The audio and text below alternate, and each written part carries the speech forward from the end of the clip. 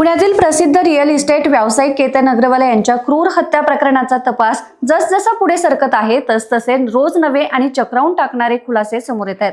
आता या संपूर्ण हत्या प्रकरणात आणि खुनाचा कट रचण्यामध्ये आणखी एका तिसऱ्या तरुणाचं नाव समोर आल्याने खळबळ उडाली। हा तरुण मुख्य आरोपी चेतन चौधरी याचा वर्गमित्र असल्याची माहिती तपासात निष्पन्न झाली आहे। त्याला पुणे ग्रामीण पोलिसांनी ताब्यात घेतले। मिळालेल्या माहितीनुसार केतन अग्रवाल यांच्या हत्येचा कट किती पूर्वनियोजित होता हे आता स्पष्ट होऊ लागले। आरोपी चेतन चौधरी आणि केतनची होणारी पत्नी सिया गोयल या दोघांनी मिळून हत्येचा संपूर्ण आराखडा या वर्गमित्रासोबत आधीच डिस्कस शेअर केला होता।